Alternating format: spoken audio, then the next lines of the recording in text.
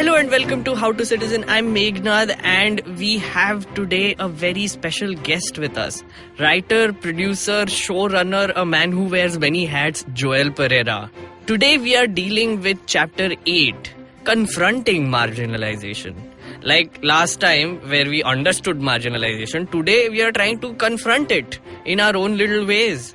Joel talks about what all he has done to confront marginalization, and he tells us a lot of stories about what happened when he was forcefully made to confront marginalization. We talk about our favorite subject on the planet, reservations. We talk about whether they are necessary, and also we talk about the recent reservation policy and its flaws. Does it even have flaws? We will find out. So let's get schooling. Let's get schooled. This is chapter 8, episode 8. And again, like last chapter, this is also intense, fellow Hindu Brahmin from Nagpur. Yup. We are the worst people to be talking about this. Yeah. But you know what to do. Yeah. When we were in 8th grade, we had to do this as well, but we have no idea what happened That's then. true. And we have been having a bunch of conversations about this before the episode, and we got into like massive arguments and massive realizations and sadness. Yeah. So that is all going to come out in this podcast. Yeah. And for to witness that, we have a very special guest today, Joel Parriera. Thank you. Hello. Thank Hi, you. Joel. Hi. To begin with, can you just introduce yourself quickly? I'm a TV producer, journalist for a while, news geek, and also minority. Yes, important detail. My community, I'm a Catholic Yeah. from the west coast of India. I say that because my mother's from Mangalore and my dad's from Alright. Goa. Alright. And I think as part of the Christian community, the Catholics tend to be a little more privileged Right, than than like the Christians in North India, etc. But I still will represent to the best that I can. So, Joel, how was school like? How were you in school? So here's the thing. I wasn't in India for a lot of school. Right. My dad used to work for an American airline and then British Aerospace. So we were first in the US and then in the Gulf. Right. And I came back to India in class 9. Okay. In the, I think I was, 14 or Right. so. And everything was completely alien to me because it was completely different syllabus. And I moved back to where my mum grew up in this place outside of Bombay called Vasai. Right. Okay, yeah, Vasai. And Vasai, where I lived, was full of East Indians. So that was a very insulated community themselves. I went to a Catholic school and had to learn, experience Marathi for the first time. And it was an SSC school, so it was compulsory. So I literally started learning Marathi in class 9. Wow. Yeah. And how did you do? Very badly. Very badly. I mean, I wouldn't expect anything else. Otherwise, if you did well, you are a genius. No, I was Basically. He's still a genius. I was decent otherwise, but my Marathi teacher was just like, see, if you get 32 now out of 100, then they'll give you 5 marks. So that's called grace. I don't know if it still happens. But Yeah, it does. Yeah. So the SSC system is rigged in such a way that they want to push everyone ahead, right? So it's like you get up over 30 or 31 marks now, and you'll get Grace marks. You'll get grace marks and you'll pass. Yeah. Because her aspirations from me obviously were very low. Very low. Yeah. But so you had no exposure to the CBSE civics sort of curriculum then? None. But then when you were in 8th grade, where were you? In Dubai? No, in Saudi Arabia. In Saudi Arabia? I did. It was not CBSE, it was ICSE. ICSE. Because I okay. went to the embassy school. Right. Oh, right. Yeah, So yeah. was there a chapter on marginalization in that course? Do you remember? I do not remember. You don't remember? I don't remember. But how was civics there in ICSE? Like what was your experience and what is your view on civics curriculum then?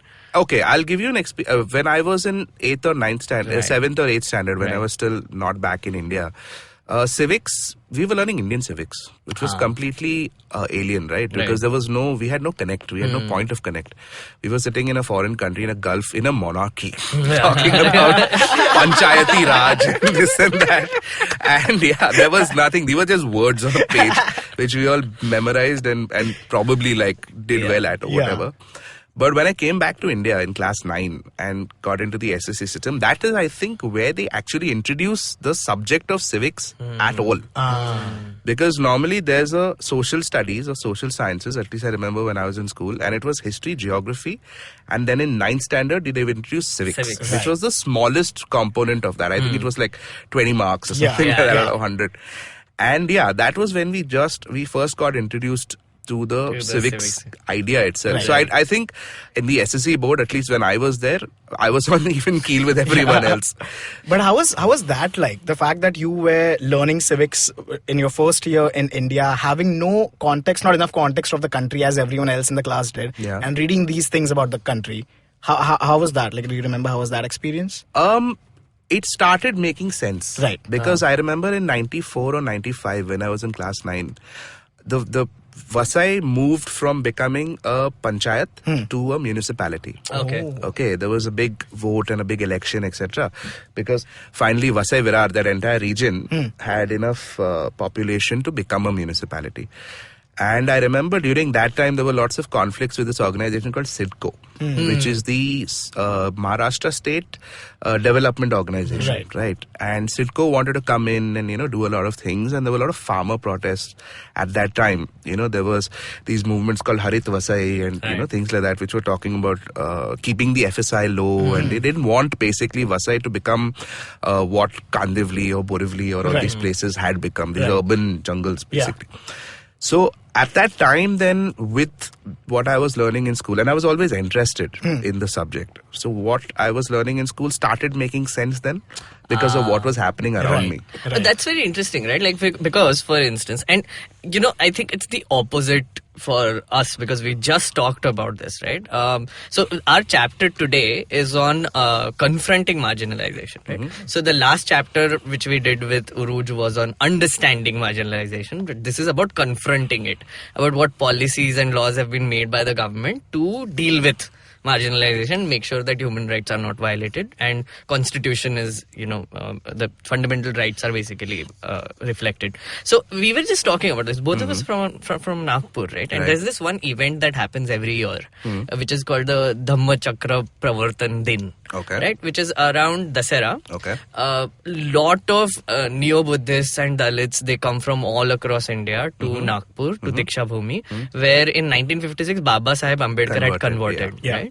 And they come in lakhs and lakhs, and it's a pilgrimage, right? Pilgrimage site of sorts. And I remember this because as a child, you can see like this horde of people just coming in and staying there for 4 or 5 days and then going away. And our parents did not take kindly to that. Like the whole invasion. They always portrayed it as an invasion.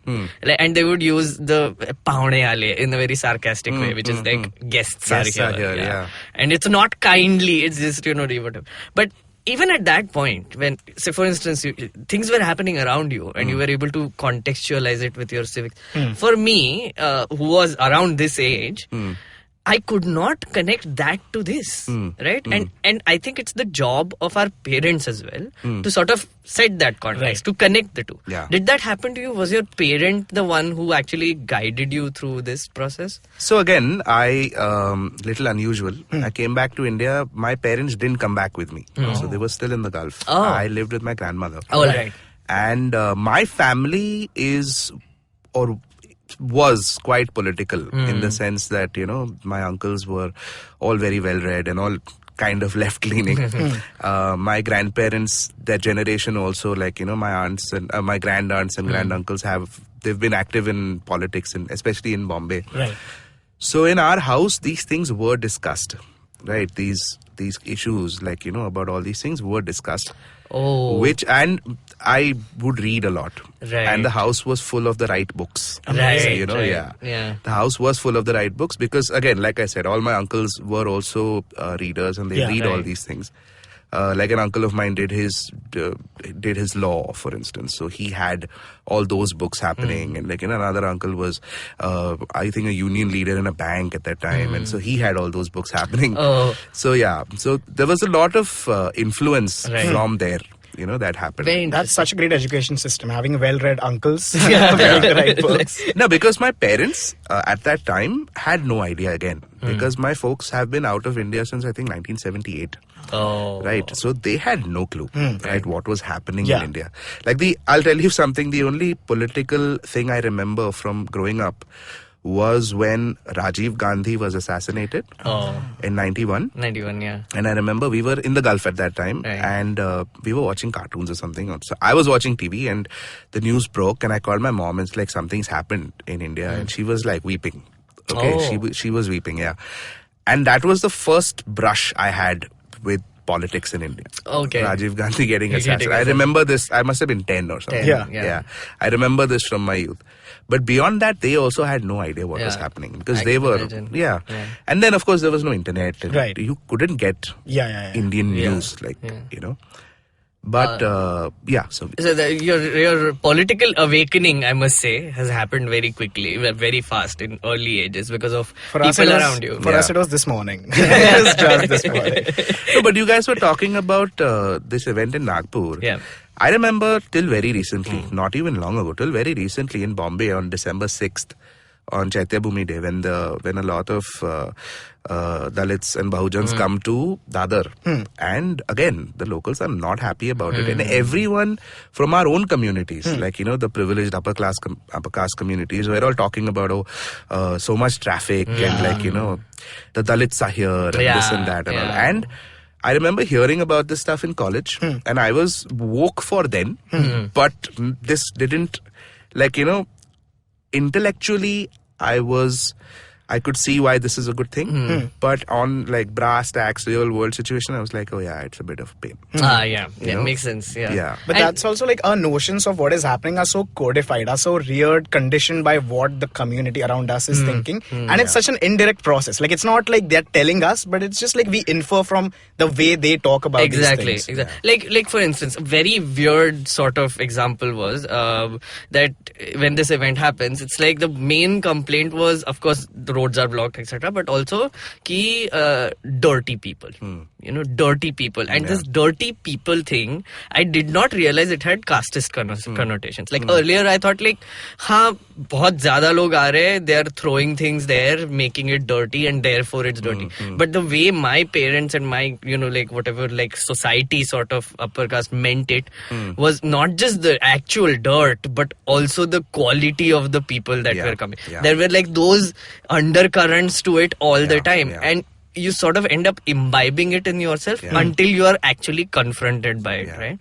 And for me, it was a very rude awakening. It happened on Twitter. Yeah. So it's I don't know. I'm very lucky that happened, but we will talk about that. It's not just that consciousness though, right? It's all the consciousnesses that we are being forced to confront now. For instance, like the patriarchy.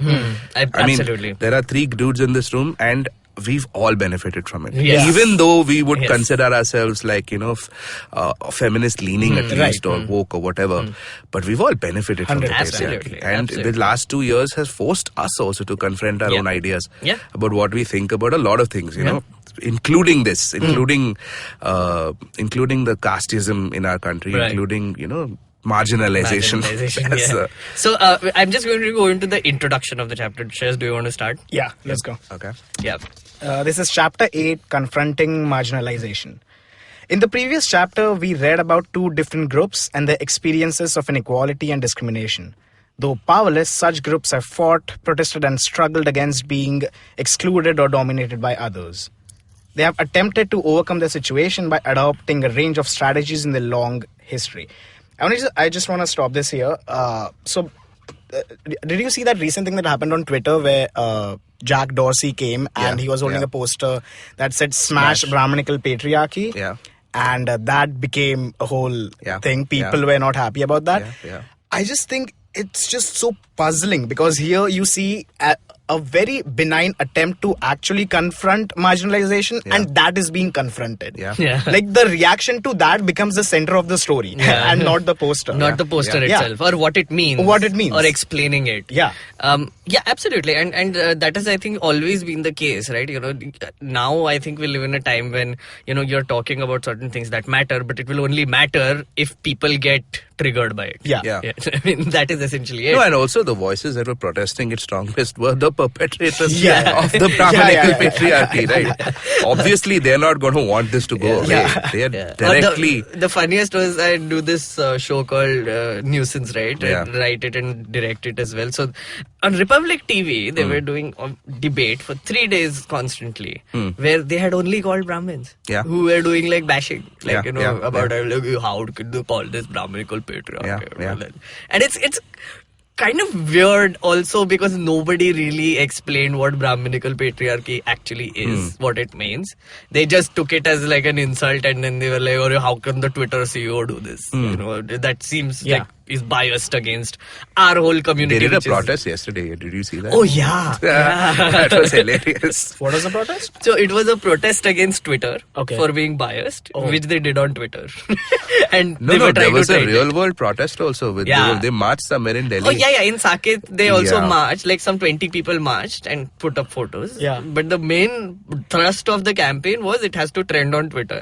Which it did. And at number 1, protest against Twitter. Wow. And then they were like, trending at number 1. I was like, क्या logic लगाओ ना थोड़ा सा, like. But I think that also raises the questions of, like, I think as you can say whatever you want about identity-based politics, but it's things like these which make us realize that it is important. Like, you need to have the right voices talking about the right things. No one wants to see a Brahmin talking about this issue. Yeah, that's absolutely it. And here's where it gets even funnier, okay? All these people, a lot of these people who will talk about, there was the head of a think tank in Bangalore, I believe, who said that the way the caste system will disappear is if we stop talking about it. Nitin Pai. And I'm like, this is basically... And Nitin Pai, or people like him, I don't know him or I won't say anything about him, but people like him will understand Black Lives Matter. Yeah. They'll understand that, and they'll understand that if there's a white guy talking in front of, on behalf of Black Lives Matter, that there's something wrong here. Right? They might not be able to articulate it as much, but they're like, this is wrong. Right. Or, for instance, a man representing the female birthrights, or, things like that. But here, there's this conditioning, I guess, or institutional conditioning which just prevents you from understanding this concept. And I wonder sometimes if the conditioning is strong enough, or you've identified yourself as a benefactor of the process of the system, where you'll be like, I must defend this. It's also a question of being, I think, nowadays I think it's very important to be called out on your, whatever thoughts you have, whatever feelings you have. And at the same time, it's also become important to express these thoughts also. Like, for instance, if Nitin Pai has said, or someone else has said, even I said some very wrong things on social media or whatever, and instantly I got called out by a bunch of people, and the reaction to that in my head was that this is genuine criticism, I should hear it. I should change my ways, and I should change the way I think. I should read more. Which made me read Annihilation of Caste. Which made me read other Dalit literature, which made me watch Jai Bhim kind of documentaries, and a lot of things. I actively put in effort into educating myself. But we live in times where this calling out process is extremely important. Because unless some women called me out about my misogynist thinking, I would not have put in that effort. And unless I got called out for my bigotry, I would not put in that effort. But it also is a question of taking it in the right way. Right? So I'm not sure if that happens, that does not happen. But, calling out is a thing we must do. Right? And I will actually... continue with the introduction. If I could just add a little bit over here. I think what's very important in the last couple of years, thanks to people making their voices heard, or other people getting a voice because thanks to the internet and social media, is actually identifying the ways in which the system perpetrates itself. Right. For instance, like I remember watching this video that was made by BuzzFeed, where there was this girl who talked about casteist slurs. Casteist slurs, absolutely. As being so, and I remember... Everyday casteism, I remember, I'm not even part of this community. And my grandmother, we'd come back from playing football after, in the rains or whatever, and she'd be like, go clean yourself, you look like a so-and-so. Right? And she had no idea either. Because, again, she's not from the community, but that word, these words... have become so ingrained in our culture that we don't even realize them till they're actually called out. Yeah. Like I remember when I was, I used to do this auto show and I used to drive around the country test driving cars. And one of the episodes that we did was about in Rajasthan. Where we were driving these, in Rajasthan there are a bunch of these vintage and antique cars, etc. So I was driving this brand new BMW and I realized that in a lot of homes, everyone else would, because these were these Havelis and these minor royals or whatever, and there'd always be a meal and I'd always get served in ceramic. High quality Corel or whatever, while everyone was eating steel plates and cups. Right. Okay. And initially, I thought that maybe because I was the guy in charge or whatever. No, because even my crew, my cameraman and my producer, they would all ask names. They would all eat in the street. And I figured initially, because again, talking about cultural references of which I have none, I figured, okay, maybe I'm they've given me pride of place at this table. Right. Till we were talking about it in the car. And my cameraman's like, wow, you're such an idiot. Basically, they're like, oh, what caste is Pereira? Okay, we'll just go with ceramic. Oh, God. True story. Yeah. It's like, keeping separate utensils for, maids and, here classism also comes into play. Classism also comes in. Yeah, absolutely. Because I'm obviously high class. But not high caste. So absolutely. They will afford me the privileges of class while also denying me the privileges of caste. It's so that's funny. So messed up and so layered also, right? Yeah. And so many instances like this which we don't even notice. So in this chapter, we will read about some of the ways in which groups and individuals challenge existing inequalities. Adivasis, Dalits, Muslims, women and other marginalized groups argue that simply by being citizens of a democratic country, they possess equal rights that must be respected. Many among them look up to the Constitution to address these concerns. In this chapter, we will see why the Constitution of India is something that marginalized groups invoke in the course of their struggles. So, that's the thing, right? It's a very, as we were talking about this, there are so many ways, very subtly, it has been ingrained, casteism has been ingrained in us, right? And Shreyas, you wanted to talk about annihilation of caste, right? Yeah.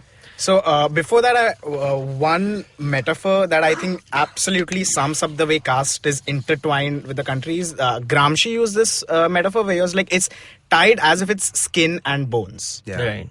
Like you can't separate it. You can't confront it without absolutely separating it. And that's what Ambedkar gets at, right? He says that you can't have reform without absolute annihilation of the system. And I think that's what, maybe when we think of confronting marginalization, we are thinking of almost making the marginalization more polite or more acceptable. But I think where we should be concerned with, we should be thinking about how to scrap the system altogether. What do you think? Is it possible to scrap the caste system? This reminds me of a conversation I had some time ago with a friend who's also very educated and mostly well-meaning. And I was slagging, I think this was during Diwali, and I was slagging off the crackers, right? And he's like, I agree with you, but why does it seem that, every time that during Holi, everyone is like, oh, you guys shouldn't do this, or during Diwali, I think you guys shouldn't do that. And I'm like, give me one instance of Indian culture. When I say Indian, I mean like Indo-Gangetic culture, which does, or any of the traditions that we have, or any of the food that we eat, or any of the things that we worship, that does not have a dark past. One thing. Tell me one thing, literally one thing about our culture that we celebrate today that doesn't have a dark past. And he couldn't, I'm sure there are, but he couldn't think of one. Right. Whether it was fireworks during Diwali, whether it was Holi. I'm saying, and not just in the casteism, bigotry, patriarchy, so on and so forth. Like Holi or any of these festivals have these very, we ignore them now. Yeah. A lot of aspects about these festivals. And we only talk, and I try to explain to them ki you are 83% of this country.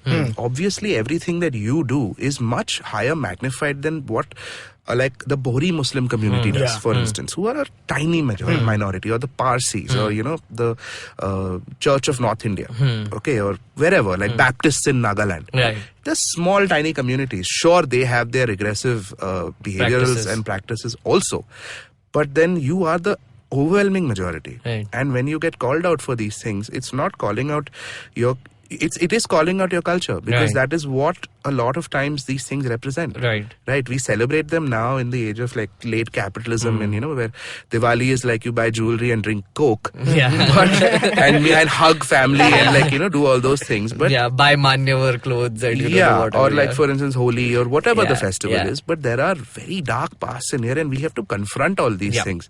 Like. The way I see it, it's like Christmas being celebrated in Europe right now, where because again, Europe has had to confront its very dark Christian past, 100-year wars, literally 100-year wars because of Catholicism and Protestants. And Christmas has essentially become a winter festival. Europe is overwhelmingly secular, but everyone still celebrates Christmas while recognizing colonialism and imperialism and so on and so forth, and what it represents. Like I remember hearing this BBC show about Christmas food and how each of the things that they talk about represented one aspect of colonialism. Like for instance Christmas pudding and the spice that they use in it, or the dried fruits that they use in it. Where in Europe are you going to get dried raisins? Right, or cinnamon, or whatever the things that they put into these puddings and so on and so forth. And they confronted the fact that literally everything we do, or turkey, which came from North America, which was also a colonial experiment in the British, and failed, obviously, but still colonial. And we don't have these conversations, in India. And I think, sorry, complete. Like for instance, you look at food. Like it pisses me off that when people talk about vegetarian food, we are only talking about Brahmin food. That's actually ideas of Indian vegetarian food are all Brahmin. Right. There's no other. I mean, I come from a South Indian community. The Mangaloreans are not vegetarian, but they eat a lot of vegetables. And no one talks about them. If you think of Mangalorean vegetarian food, you're thinking of that Brahmin community from that place, and the vegetables that they eat. Or the Maharashtrians, for instance. Maharashtrians eat a lot of vegetables. Even meat-eating Kolhapuris eat a lot of vegetables. But no one talks about what they're eating. It's always like amti and varan bhat and this and that. I'm like, which is horrible. Anyway, And I think, so in Annihilation of Caste, that's something that Ambedkar talks about. He says that why we shouldn't be caught up with political reform without social reform first. That should come first. But then I think the question that it raises is when it comes to things like Christmas, the examples that you had. If it has been enough years, and if obviously now it's in a different context, even though it might have problematic origins, what do you do? Do you just if you had the power to change festivals, would you restart? Talking about Europe, what scares me about this kind of reform is the amount of unrest and bloodshed that it takes for a society to take a hard look at itself. Right. These reforms happened essentially in post-war Europe, right, in the 50s and the 60s, where everyone was like, what the fuck were we doing? Right? We need to stop what we were doing and change completely. And that was as a result of like the 20 million deaths or more, 30 million deaths in Europe, by Europeans upon themselves. Right. And that's what I fear in India. We are 1.3 billion people, and a comparative loss of life or unrest would be catastrophic. And that is because reform happens slowly. In these, now thanks to the internet, it's sped up considerably. But traditions also evolve thanks to the internet. I mean, like shadi.com, right? You're perpetuating something using a new medium and new technology, right? So how are you going to change that? Is the question that you have. To answer your question, I'm just taking another sort of parallel example of Independence Day, right? We celebrate Independence Day. Now, Independence Day for us, in 1947 was horrifying. Like the amount of people who had lost their lives in the run up to the independence, etc., movements that have happened, Jallianwala Bagh, all that combined. So when I was just thinking about this, when my grandparents were young, they saw this. They saw this. They went through it. They were like, "Holy crap, this was bad." And the way they celebrated, and I'm using air quotes, is by remembering those horrifying incidences and paying tribute to it, patriotic. They were the ones who passed on those stories to their kids, who are our parents, right? Who basically they had first-hand information about what had happened. They would tell them stories. They also got the same sort of Now, our generation of people, we heard it secondhand. We heard it through books, we heard it through documentaries. It did not have the same feel, main wahan pe tha kind of a feel, right? So now our celebration is of course, expression of patriotism, which is important. But other than that, it has become sort of a celebration in the real sense, where we feel happy. Yeah. That, oh, yes, Independence Day, it's a holiday. We're going to celebrate it. This is something to celebrate for us. And so, the context changes, right? Yeah. Over a period of generation when, the atrocities keep getting older and older and older and generations change. I think the way we celebrate days also sort of changes. Yeah. That's sort of One hopes so. One hopes so. One hopes so. We have to take a break here, and after we come back, we are going to talk about how the Constitution protects marginalization and how we can confront it. Cool. See you in a bit.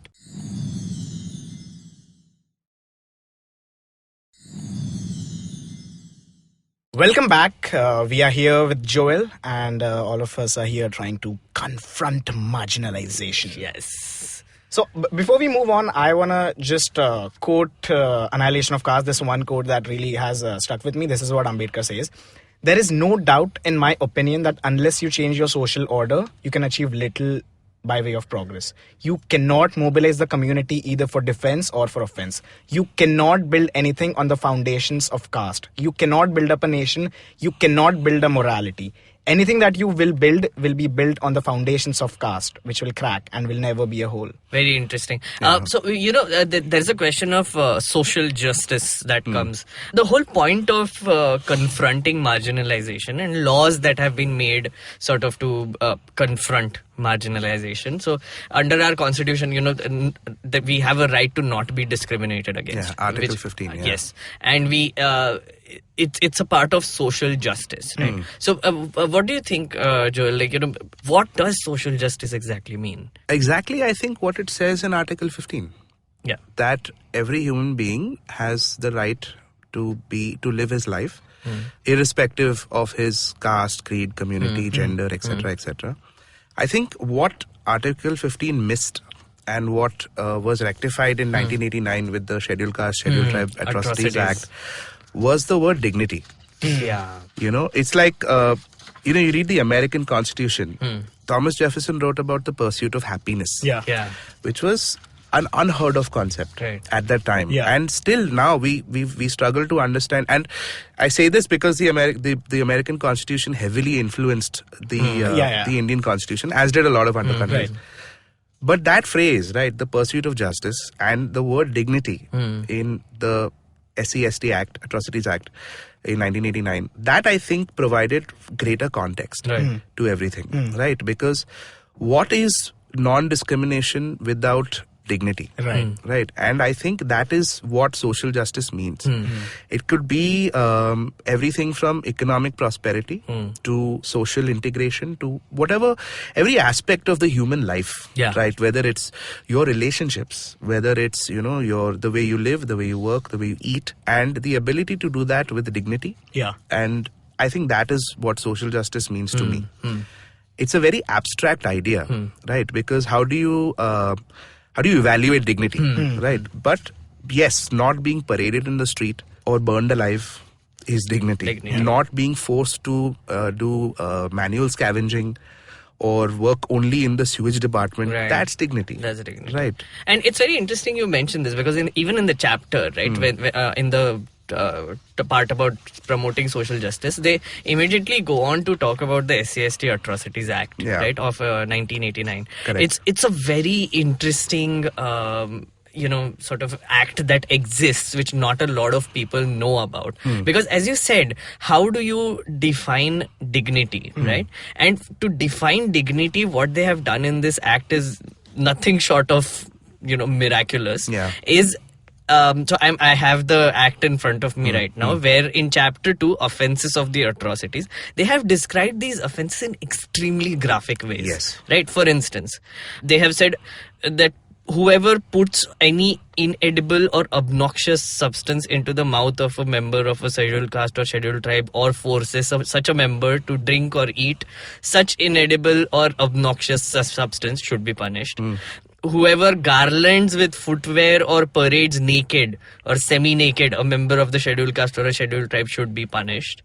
And whoever dumps excreta, sewage, carcasses or any other obnoxious substances in the premises or the entrance of the premises of an SC/ST person should be punished. So the fact that, and the civics book mentions this, right? Yes. That it has been described in such graphic details. Yeah. The existence of this law itself is like a sign that we are not an equal society. Yeah. There is Yeah. some shit going on around Yeah. us Yeah. which we have to address. Yeah. And it's like, it's very funny because even in the first chapter when we had Rohan, we were talking about whether the constitution and the laws are a reflection of society, or is it something that we are aspiring to be, right? So what do you think? Like what do you think it is? I think our parliament is a reflection of our society. Right. I think our legislature is a reflection of our society. Yeah. And our judicial system, which is the constitution, which the courts are empowered to uphold the constitution, I think that's our greatest aspiration. Because I think that's where the imbalance lies, right? The legislature is an actual reflection. Okay.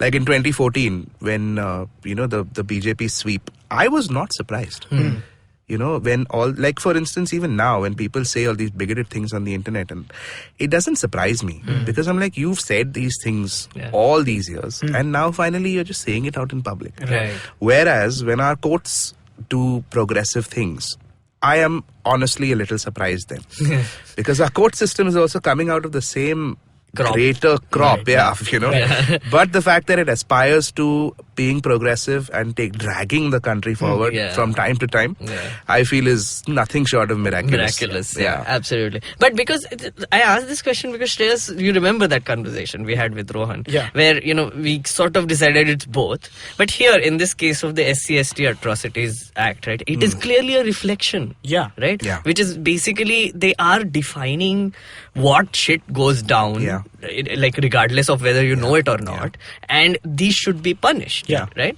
Like for instance, like as you said, dignity, to define dignity, they felt it was important to graphically detail what is violation of dignity. So what do you think now? Like, is it a reflection or is it what we have to be? It is a reflection, and I think the fact that we are thinking of it in terms of whether it's a reflection or whether we aspire to be that just points to how ignorant we are. Like that's what we are getting from the law. That we didn't know this happened. We didn't know this existed till we saw that. Don't do this very specific cruel thing. Yeah, that's actually a very good point. Like after you read this, it's a bit jarring. Right, because I mean you've seen it in movies. You've heard about it, but these things still happen. No, and here's the thing, right? They happen in front of us all the time. And which is coming back to my earlier point about how this behavior is being called out now. Like in 2014, I believe, I was in Haridwar. Okay, we were driving through Uttarakhand and we were stopping by at Haridwar because I'd never seen the city. So I was there for about 2 days and a friend of mine was a research scholar there. So we met up with her and she was taking us around. And we were in the market at eating something during lunchtime, and there were this small procession of people who were wearing those bells around your ankles, those what dancers wear, etc. And they had those bells on, and so they were jingling. And man, Haridwar is full of freaks. So I'm like, everything seems to be going in this place. So I'm like, I didn't even mention it. And then later on, I was like, who are those people? I thought they were maybe a troupe of performers or something like that. And then she told me that those are the people from I believe it's the Dong community who handle corpses. Okay. And this is in 2014, right? In Haridwar. Right. It's a place where it's very aspirational for a lot of people in this country to go to. And I was like, why were they wearing the bells then? And she's like, guess. Okay. Then I figured, but there's more. Okay. I was like, because they are from that community. And she's like, so that people move away. But there's more to it. This community evidently is only allowed to use the market between 11 p.m. to 1 p.m. Guess why? Why? That's lunch. Guess. No? Think as bizarrely as you can. This is like one of those IAS trick questions, MCAT trick questions. From 11 p.m. 11 a.m. to 1 p.m. 1 p.m. Afternoon time, because nobody goes to the market much, no? Okay, I'll tell you. Shortest shadows. What? Yeah. Wait, what? Yeah. Wait, how does that... Holy shit. Oh, so The sun the is shadows highest- do not fall on someone else. Is Yes. that the reason? Yes. Holy crap. The sun is highest at noon, so your Yeah. shadows are the shortest. Longest at twilight and dawn and dusk. So between 11 a.m. and 1 p.m., your shadows are the shortest. Holy crap. So they're only allowed. And this was 2014. Wow. Okay. Oh my goodness. And in Haridwar, it's not even like some Yeah. Mofussil Gaon Yeah, somewhere yeah. or something. This was happening here. I mean, talking about Nagpur, I was Yeah. once driving to Nagpur and we didn't reach there that night. Okay, and we were going to stay at this BDS, with this BDS, this block development officer, BDO, sorry, somewhere before Nagpur for the night in a government circuit house. So we got off the highway and driving through this dirt road. And we see these guys, and they have these, those long-handled brooms with the with the long-handled brooms that you see municipal workers using in streets. And they had those, and they tied this rope around the handle, okay, and they tied the handle around their heads. And I thought, okay, I was like, this is native ingenuity. Basically, now they're hands-free. And the guy who was with us in the car told us, no, they're from so-and-so community, and they're cleaning up after them while walking. So they walk and the broom trails them to clean up after them. And this must have been like 2012 or 2013. Yeah. Not like very long ago, and in Vidarbh, somewhere in Vidarbh. I don't remember. I think that's so interesting that your first reaction to that was thinking that, oh, this was some sort of hands-free. Yeah. But do you think that happens that we make every effort, like our subconscious make every effort to repress these things, to not learn about these things? Yes. Yeah. Oh, completely. You know this, the famous Brahmin hobby of putting science to stupid things? Like, you'll have Tamil Brahmins talking about how, like, eating curd and rice is like, it releases some weird hormone and this and that. Or like people justifying, I remember recently when that menstrual thing was happening, this conversation on menstruation. And how some people were talking about, women don't go into the kitchen because they emit this sort of bacteria. Yeah. And that's become my new thing now. I keep identifying these, and it's not necessarily limited to the Brahmin community, but it's definitely most perpetuated. There to justify all these things which in the modern society sort of considers as not social justice basically. It's and also इसके पीछे तो science है, क्या problem है तुमको इसका? And also like we know this for a long time, and this is why. Like हाथ से क्यों खाते हो? तो apparently if your fingers touch your tongue, it secretes more saliva and helps you digest the food.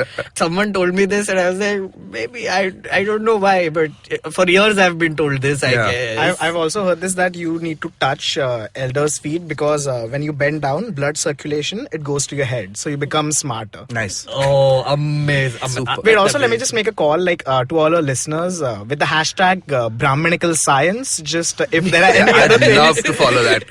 Brahminical science. Oh, if there are any other explanations that we have heard, any to justify things that we do in everyday life, please tweet, Instagram, Facebook, LinkedIn, everything. And please comment. It's interesting. Hashtag Brahminical Science. To bring this question, the civics book has given a very interesting example, right? I'll just quickly read that story out.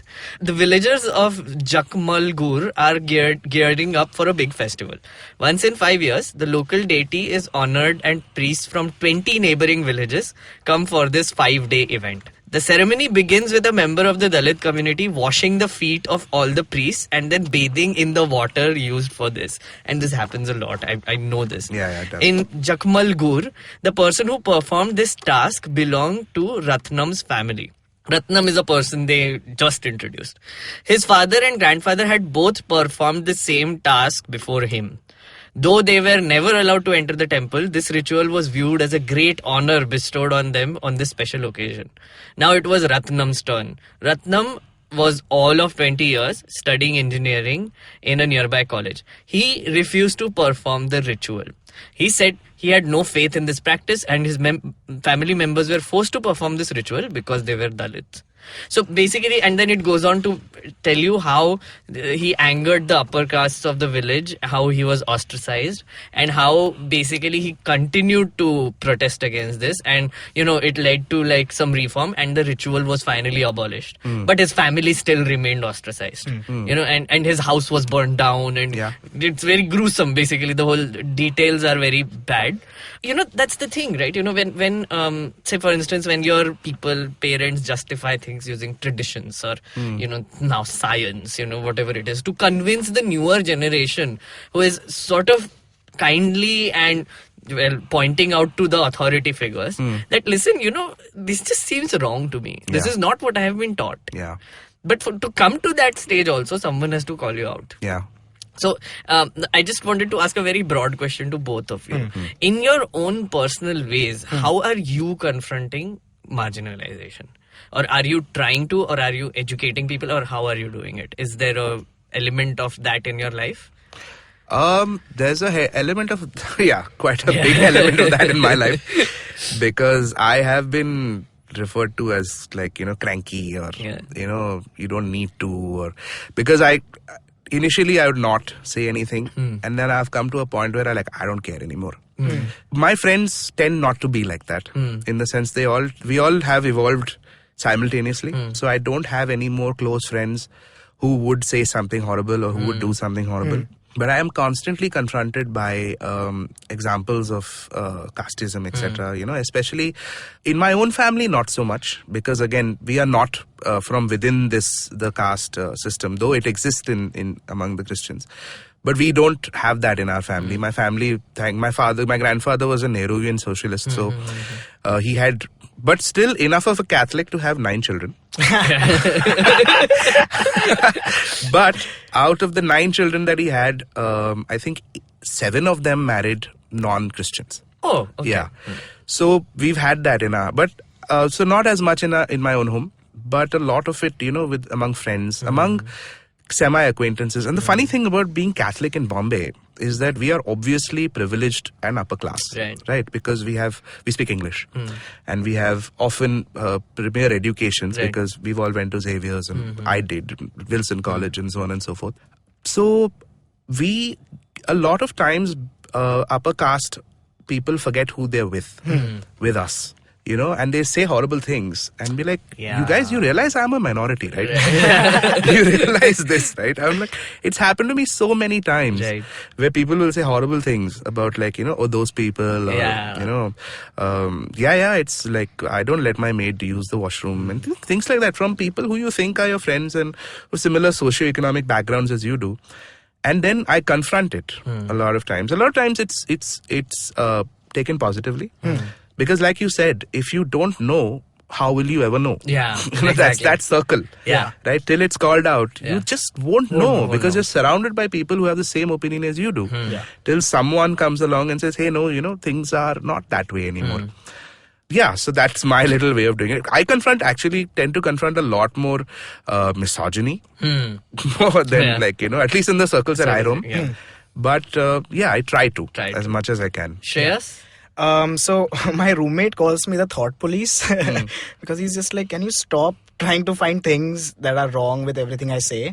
But I feel that's the only way to go. And you might come off as more confrontational, always trying to pick fights. But I think personally, in my capacity as a friend, as a son, as a nephew, whatever, I think just talking to people around me, trying to get into not taking the easy way out, not being like, oh, we don't need this argument, we'll just watch this show or whatever. It happens, so personally you can sort of have these conversations sometimes, and I've had many conversations confronting it, because I think confronting marginalization has to start with your family first. And I think friends fir bhi theek hai, but your family has some very deep rooted problematic thoughts. Horrible. Especially if you come from a very upper caste Hindu Brahmin sort of family, right? And confronting that is, I think, in my head more important than anything else right now for me.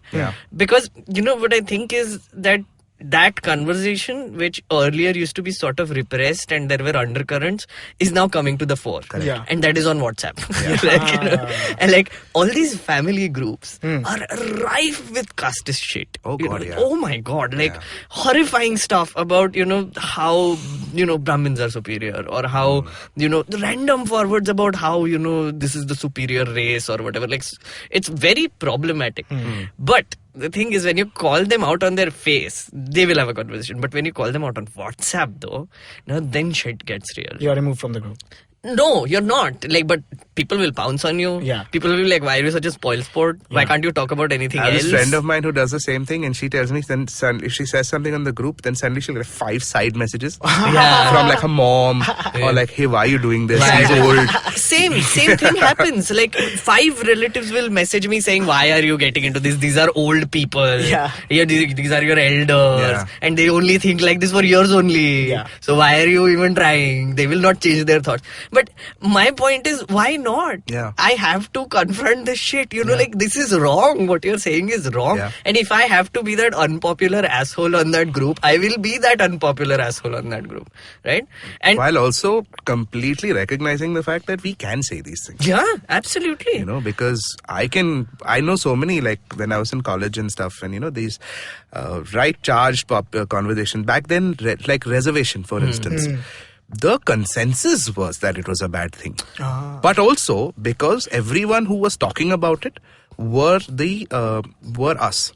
Basically upper caste, upper class. Like I know communists from college who were anti-reservation. Wait, that doesn't make any sense. Doesn't make sense, but it is what it is. Like hard left kids. Yeah. Right? Talking about being like, this is equality is important and this. It makes a lot of sense because communists do everything economically, right? Communism, there's no religion or whatever. Of course. So yeah. But I'm glad we have come to reservations because we have to talk about that. Yeah. Shreyas, we have heard this a bunch of times. We have heard this a bunch of times. Everyone in Nagpur, man, whenever reservation comes up, you hear the same spiel. You haven't been denied a seat. You don't know. And just the fact that these are the two things that are being compared. Years and years of historic oppression just being stripped of your identity, dignity, and मेरे बेटे को medical college में seat नहीं मिली. These are the two things being compared, which is, I think, just a false equivalence. And usually, like, I'm looking for suggestions. How do you have that conversation? I can't come to a meeting point. I'll tell you. Yeah. Okay, because this happened to me. College buddy, we met like after 5 or 6 years, not maybe 10 years since we last met. We decided to get a drink, and he is a creative director at an agency. Okay, so doing well for himself and like whatever. And we were talking, and we were having a drink somewhere, and at a decently priced bar. And he was like, I'm like, how did you get into advertising? Right? He's like, I wanted to do engineering, but thanks to these fucking reservations, I didn't get a seat. Right. And I'm like, immediately my response was like, you seem to be okay now. Yeah. It didn't for you not getting that engineering seat didn't mean a life of penury compared to like you seem to be fine. Because he was with me in college, so he did arts and then he got into the creative space and now is a creative director at an agency. So obviously he's making a good amount of money and he seems to be doing well for himself. The fact that he didn't get that engineering spot didn't matter. Right. Yeah. And I've used this a lot of times with a lot of people. I'm like, you seem to be okay now. Yeah. Right. Yeah. Like, You're doing fine. Well. Yeah. It's not like, you missed out on some great dream or something, or you're a class 4 worker in the government because you missed that spot. Yeah.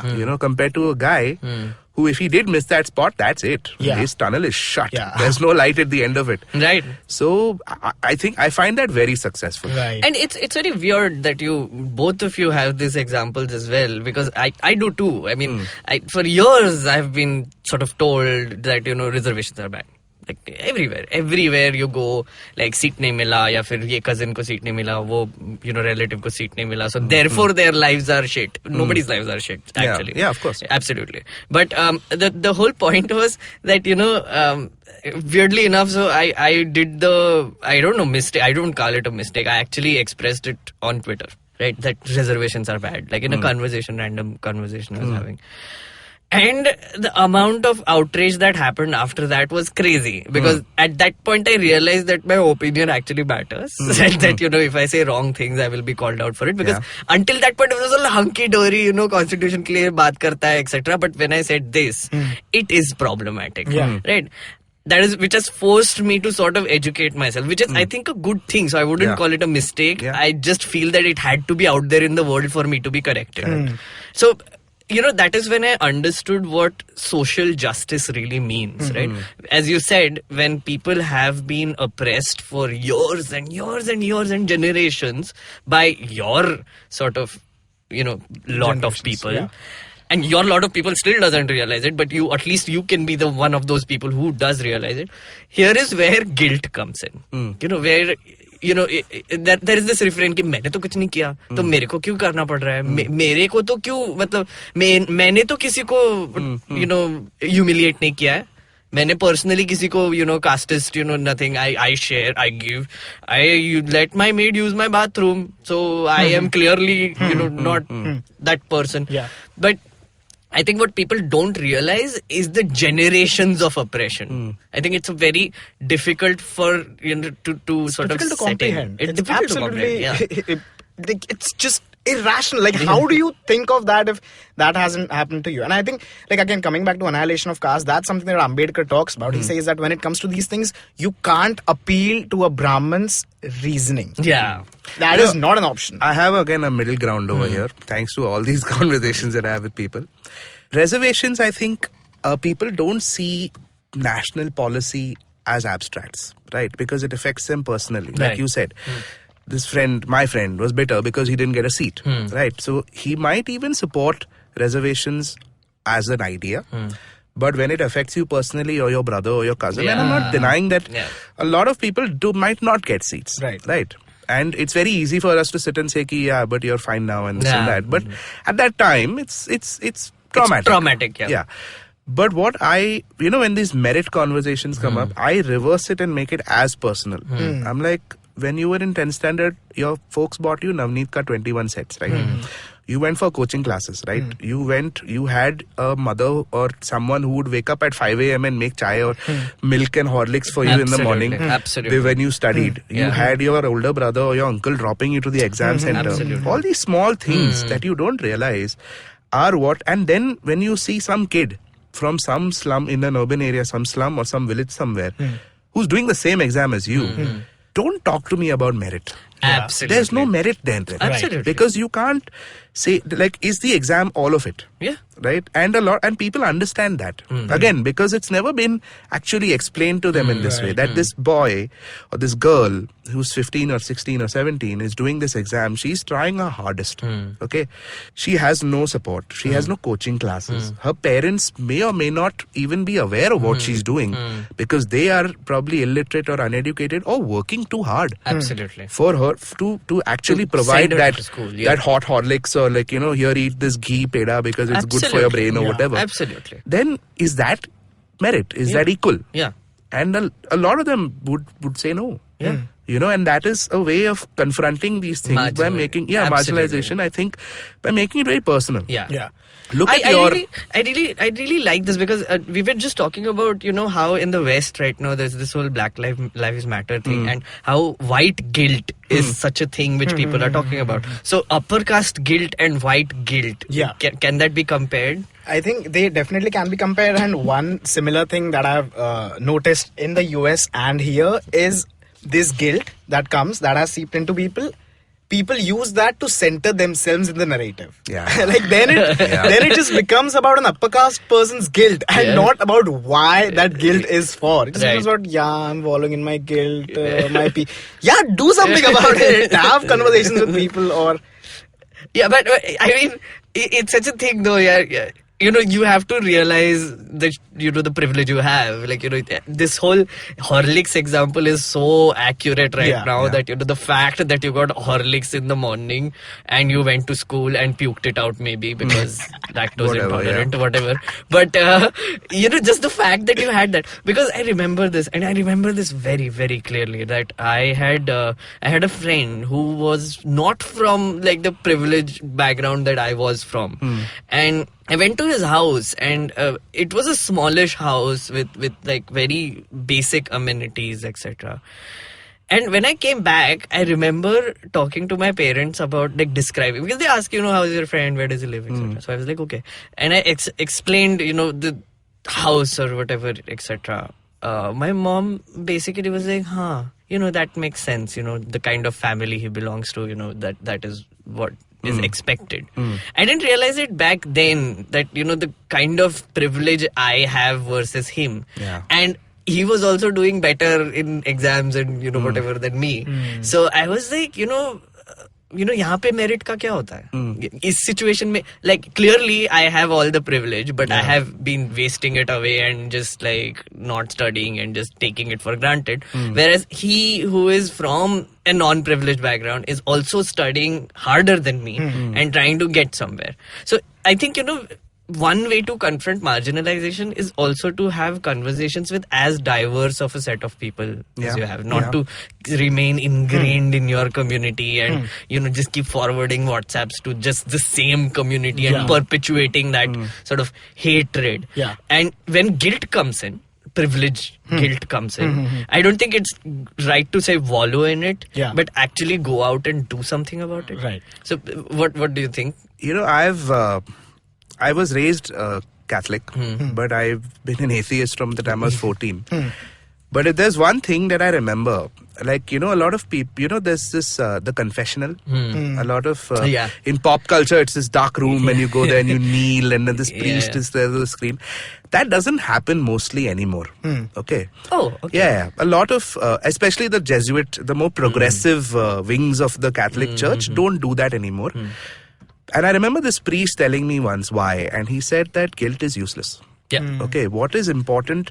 So now if you have something, you'll talk to a priest, but you'll probably be sitting across the table or in his quarters or in church or something, and it's a sacrament, right? It's something that Catholics are supposed to do, but it doesn't happen in those environs anymore.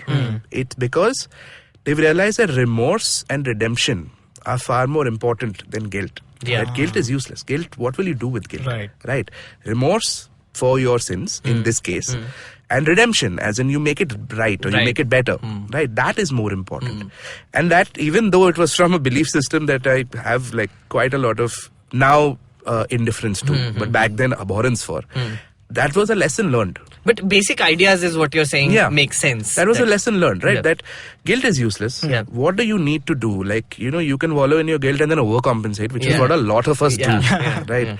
Where we were like, we'd be extra. I've been brought white people do around black people. What, like, woke upper caste people do around lower caste people, which they don't want, right? You be remorseful for your ideas or whatever, and then redeem yourself in some way that you can. I think that is the most effective thing that can be done outside of absolute revolution. Right. I think that's a very reasonable sort of way to also end this. But before we end this, can we just briefly and quickly talk about the new reservation policy, the 10% upper caste reservation, right? Joel, what do you think about it? Is it okay? So because we have been talking all this while about social justice, right? Merit, social justice. We've had that conversation because the way this sort of reservation, 10% reservation is being positioned is it's for the general category. I find it hilarious in this government, from this government, that a WhatsApp forward from 5 years ago or 4 months ago or 6 years ago or whatever suddenly then becomes policy. Right? Because upper castes have been saying this for decades. I know, Right? That, everyone is poor. Right? Again, either they are ignorant or refuse to understand that social justice is not the same as jobs policy. It's not the same. But I mean, that's the only thing I can say about it. It's just cementing that belief. Right, that economic... Like, dignity is equal to economic betterment. Correct. Because... Not the way you're treated in society. No, because if you have money, you will be treated well. Which if you are a lower caste person or from the Dalit or Burjan communities, doesn't necessarily true. Like that case, man, in Kanpur, I think Kanpur rural, where the guy wanted to get married and was not allowed to take his barat through the village till he got the actual... went to court, and I think got a very high level of judiciary got involved and said, no, damn it, police and this and that, to take his Bharat through that village because the Thakurs in that village were like, protesting his existence. Wow. Or the number of videos you see online of grooms wearing motorcycle helmets and riding on horse, and it's hilarious. Yeah. But at the same time, it's deeply sad. Deeply sad, absolutely. So Shreyas, what do you think about the policy? I think that policy is... First, when I saw the policy, I was like, this is dumb. But then the more I've thought about it, I think it's insidious. Because what it's trying to do is, by giving reservation to the general category also, it's basically trying to efface history, right? What do you mean? Because like the reservation was in response to all the differences that a powerful group of people have created in the society. And by having those reservations be there for general people as well, you are just undoing that completely. That makes sense. So all the question of social justice, which this chapter talks about so much, just thrown out of the window. Yeah. No, and the interesting thing about this policy, and which people don't realize, when as you said, it is a WhatsApp forward that got converted into policy, because WhatsApp forward have no sense behind it. Nobody will think of implementation then. This policy is not only problematic on a very fundamental level because of the points we talked about, but because of implementation. It was a constitutional amendment which got done in 48 hours, right? Which was horrifying to watch. Announcement ho gaya, 48 hours बाद constitution change ho gaya.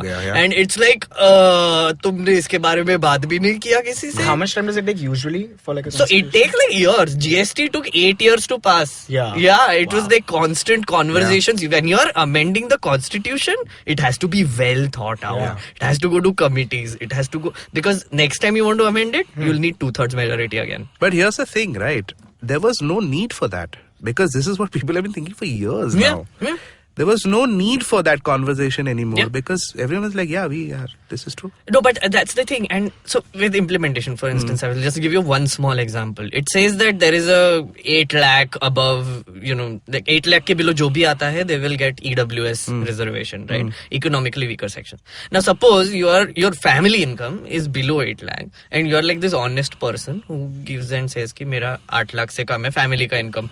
So like government is like, certificate le lo. You can use this. So you use it. Your job, basically you get a job, you actually go above 8 lakh, then your family income goes about 8 lakh. And you're that honest person who goes and returns that certificate. Yeah, sure. In what universe does that happen? And also, how will the government track what is your family income? If his wife and him get divorced, he is above 8 lakh, his wife suddenly becomes below 8 lakh, तो फिर वो certificate का क्या होगा? How will she get it? So nobody thought through the implementation at all. Zero people. And I think that is the problem we have with reservation policy right now, is because it has become such an emotive thing that we have forgotten it was all about social justice. You can always tell when people are anti-reservation that it is casteist, because you have these impassioned conversations about merit and the fact that I know poor Brahmins and this and that, but no one actually talks about why don't we demand that the government just make more colleges? Absolutely. That's a more realistic demand. Right. If you're coming in a country and there's this huge inflow of people who want to do, say, engineering, to demand the government create 100 more engineering colleges, far easier for them than to create reservations or whatever. But no one ever brings that up. Absolutely. No one ever brings that up. Absolutely. And I think that is a great way to end the podcast. Thank you. Yeah, that was a great way to end the podcast, right? And this time we didn't do the recreation of basically the place where a person, is like, hanging out with friends, etc. Because he was not in the country. So the listeners wouldn't relate, guys. So if you're wondering, arey, wo recreation kaha gaya? So that's the reason why we didn't do it. That's true. But I remember coming back to India and being appalled that there are no conflicts here. So we sort of did a recreation of his childhood of, what it was, because it was very fascinating to see someone who has not had this book. Also, I must give a shout out to your parents for being excellent parents, I guess. That's a very good thing. So Shreyas, any end remarks? Any closing remarks? Yeah, before closing, I just want to, again, I just can't get over Ambedkar. I just love his writing so much. So one thing he talks about is Swaraj. And during this time, people were fighting for Swaraj. And he says that in the fight for Swaraj, you fight with the whole nation on your side. But in the battle against caste, you have to fight against the whole nation. And that to your own. And that is more important than Swaraj. That's very interesting. Yeah. That's very nice. So thank you so much, Thank you. Joel, Thank you for for having me. coming here. Where should people contact you / follow you, or do you want to give a shout out? I am a social media red flag, like I said. I'm a black hole as far as I am on Twitter. I'm at Pereira Joel, at Right. Pereira Joel. Right. But expect no response. I like guests who don't have social media presence. Yeah. It's nice. So that's it. Is that the episode? Shreyas, yeah, Shreyas. Oh, to follow me, to follow me on Instagram, I'm at Shreyas_Manohar. On Twitter, I'm at very Shreyas. And please, before we end, remember the hashtag Brahminical Science. If you have any more explanations of crazy things that happen and explanations that justify it, please tweet it out, Instagram it, everything. Yes, please do that. You can follow me at Meghnad on Twitter, and you can follow me on Instagram at MeghnadsS.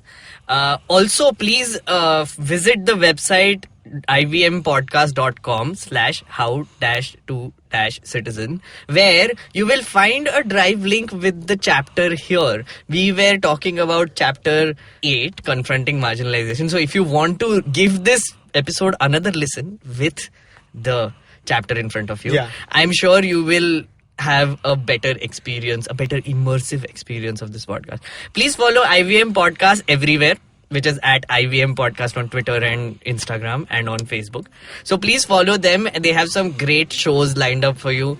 And this is it for this episode of How to Citizen. We will see you next time. Goodbye. Thanks, bye. Thanks, bye. In the penultimate episode of How to Citizen, we have comedian Ashish Shakya with us. Please tune in next Tuesday to have fun with him while we discuss some public facilities.